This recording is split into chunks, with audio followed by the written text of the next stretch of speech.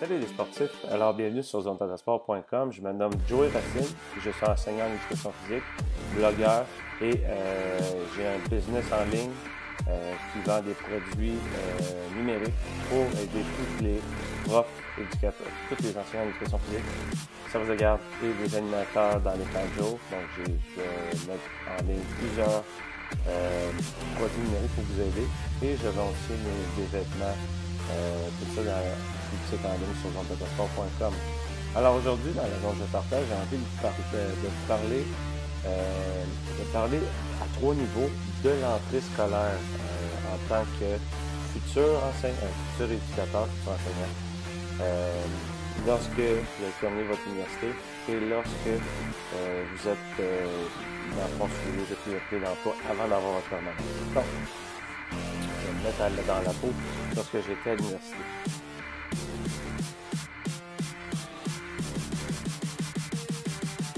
En fait, c'est très simple. Lorsque j'étais à l'université, la première chose que j'ai déterminée, et dans le fond, en fait, comment je fais si je suis à l'université pour pouvoir travailler dans les écoles, même si je suis à l'université? Comment je fais ça? Bon, c'est très simple. La première des choses, vous sélectionnez la condition scolaire pour laquelle vous devez travailler. C'est, dans le fond, c'est la priorité. Deuxième des choses, vous appelez aux ressources humaines. Vous leur demandez c'est quoi ça prend pour ouvrir un dossier. Renseignez-vous si vous dites votre statut, vous êtes étudiant à l'université, votre année, si vous êtes rendu, et ensuite vous leur demandez est-ce que je peux faire de la surveillance dans les écoles. S'ils disent oui, après ça vous leur demandez qu'est-ce que ça prend pour ouvrir un dossier. Généralement, certificat de naissance, nationalité, ensuite ça vous prend votre diplôme d'études secondaires avec le test de français, diplôme médico-légal, test de français, et à l'université, toutes les qualifications que vous avez. Si vous avez fait votre test, le CEFRAN, le CEL ou le TECFE, ou il y en a d'autres, le test de français, ça vous le prend, c'est hyper important. Okay?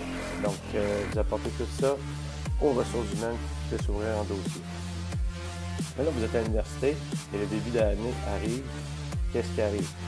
Dans le fond, ça va être à vous de pouvoir faire votre horaire à l'université. Je sais que c'est quand même flexible. Vous pouvez vous arranger pour avoir des journées pleines pour la suppléance, puis juste à l'université le soir, ça va être à vous de déterminer ça. Si vous avez des journées disponibles, l'entrée se fait à partir de la dernière semaine d'août, peut-être même l'autre, c'est de l'avant-dernière semaine, tout se passera généralement. Ce que vous pouvez faire, c'est directement, dans le fond, l'avant-dernière semaine, vous appelez directement dans les écoles que vous travaillez, vous leur dites, vous leur faites part de votre intérêt à travailler pour l'école, que vous êtes disponible peut-être de telle journée, sauf que de ça, la secrétaire.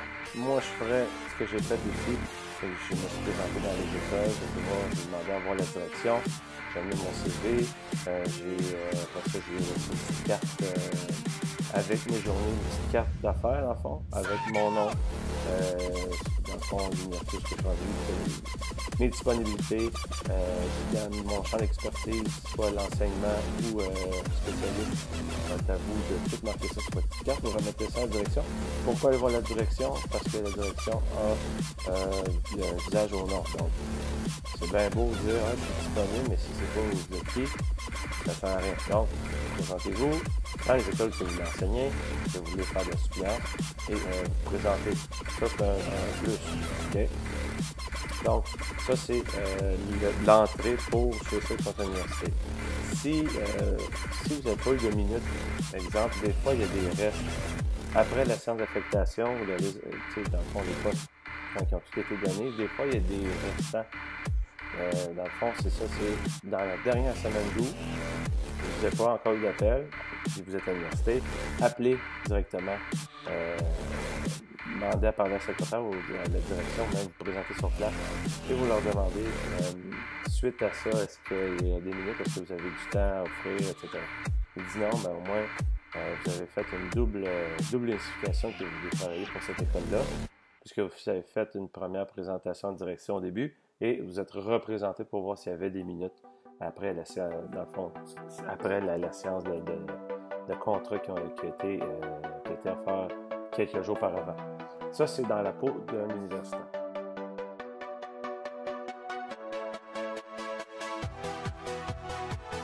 Maintenant, je suis en début de carrière, j'ai fini mon université.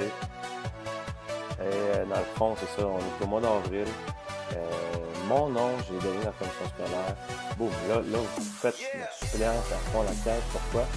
Première des choses, ça vous donne l'expérience. Deuxième des choses, vous accumulez des journées pour, ça dépend encore là, c'est une vidéo ce que je veux dire là, ça dépend de la commission scolaire, vous accumulez des journées pour pouvoir embarquer sur une liste de priorité d'emploi ou une liste des B sur les commissions scolaires ou une liste de priorité d'emploi ou ça porte un autre nom. Dans le fond, faites un maximum de suppléance pour vous. Idéalement, de prendre un contrat de avril à juin. Dans le fond, des fois, les universitaires sont chanceux. Ils réussissent à avoir un contrat de fin d'année. Si vous cumulez, je pense que ça dépend. Soit tu cumules des contrats de temps de jour, tu as accès à une liste de priorité d'emploi ou en fond, c'est majoritairement avec des contrats comme ça.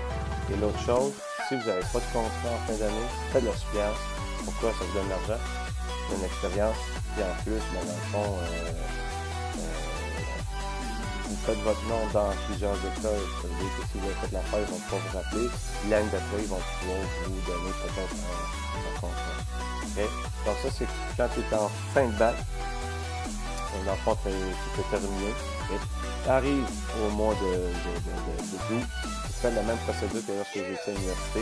Dans le fond, vous faites signaler votre intérêt de travailler pour l'école.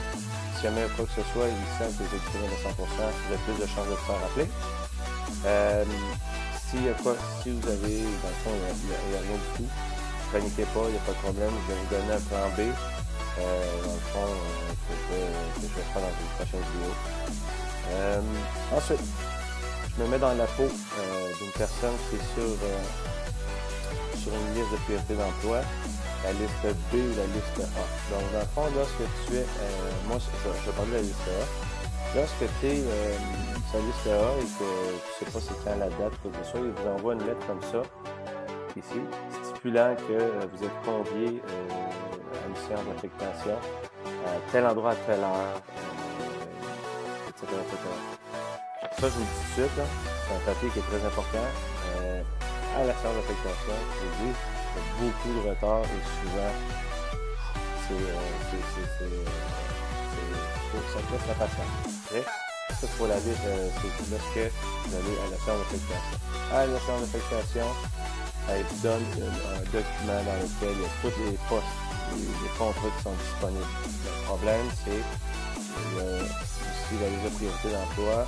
Il y a l'ancienneté aussi. Donc, il y en a qui sont peut-être engagés en même temps que toi, mais par rapport au nombre de gens de travail, ils peuvent être placés plus haut sur la liste d'ancienneté.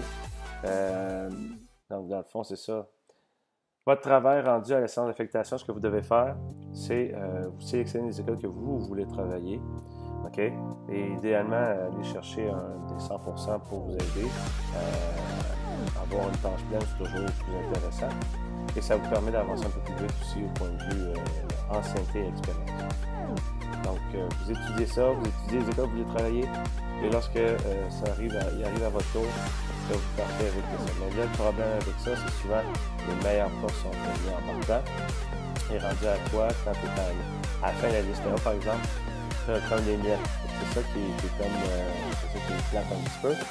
Mais vous avez une, comment je peux dire ça, vous avez la chance, dans le fond, d'accepter ou non de faire un contrat d'un exemple. Là, il arrive à toi, ça arrive à toi, les écoles, ça ne te tente pas tant que ça, c'est des 50%, 30%, 40%. Ce que vous pouvez faire, vous pouvez jumeler deux écoles pour que ça donne un pourcentage de tâches plus élevé. Ça, c'est l'option numéro 1.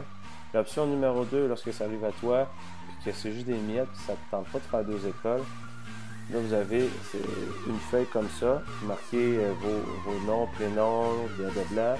Et ensuite, votre choix, vous marquez ici ce que vous voulez. OK? Et si il n'y a pas ce que vous voulez, vous avez ici commentaire. Là, vous marquez j'aimerais avoir un commentaire, ce serait avoir un 100% dans une école ou un 90% dans une école.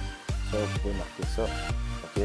Et à partir de là, vous n'êtes pas obligé, vous ne menotez pas à travailler dans deux écoles, mettons une tâche 60%, ça veut dire 3 jours.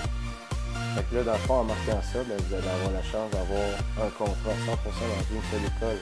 Ça, vous avez le droit de faire ça, OK? Ou à moins qu'il y ait eu des changements, mais ça, on avait le droit de faire ça jadis. Donc, je répète, choix de poste, c'est à vous, les miettes, ça ne vous intéresse pas. Des options, on combine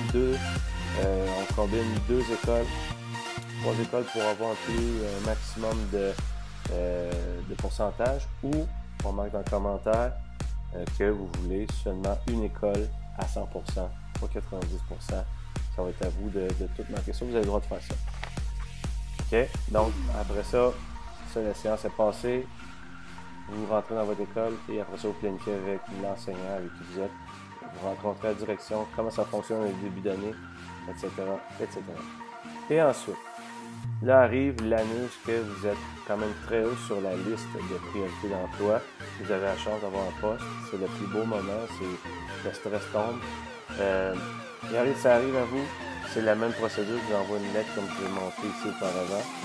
On était conviés à la séance d'affectation à telle heure. Généralement, c'est plus de bonne heure. Pourquoi? Parce que vu que c'est plus haut sur la liste, dans les premiers à sélectionner. Donc, tu es en haut de la liste. Fait que là, il y a l'école que tu veux. Là, tu t'en vas, dans le fond, c'est à 20 tours, ils vous appellent. Vous allez remplir une feuille, la même chose comme ça. Là, tu marques l'école pour qui tu veux travailler. Et ici, c'est la direction, pas la direction, mais les personnes des ressources humaines et du syndicat qui signent à côté ici pour vous dire que, bravo, tu as eu ton poste, c'est ton poste. Là, tu es en probation pendant 2 ans. Dans l'école scolaire, c'est 2 ans avant d'être permanent. Donc, ce que ça fait, c'est, si jamais quoi que ce soit, ils peuvent te kicker out, ils peuvent te mettre en dehors de la commission scolaire, mais ça prend des bonnes preuves, ça prend un gros dossier, c'est très dur.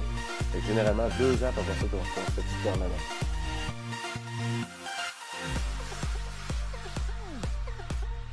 Et finalement, en début d'année, l'avant début d'année, mais vous avez votre poste, vous êtes permanent. Qu'est-ce qui arrive, c'est que vous recevez une lettre et ça dit vous êtes convié à venir manger l'exquis avec l'équipe école à tel endroit, à telle heure. Et là, ça, généralement, nous autres, ça va être probablement le 24 ou le 25 août prochain. Donc, et ça va être plus de stress. Pourquoi? Parce que tu n'as plus les séances d'affectation, tu n'as plus tout le travail à faire, les nuits blanches à passer avant de choisir l'école à laquelle vous allez travailler. Le plus beau moment, c'est vraiment ta permanence ici. Wow, ça, il n'y a rien de plus beau que ça. Donc, voilà, c'était pour mon zone de partage sur l'avant-entrée pour ceux qui sont à l'université et ceux qui sont en début de carrière, etc. Pour plus d'informations, www.zonetatasport.com. Ciao, ciao!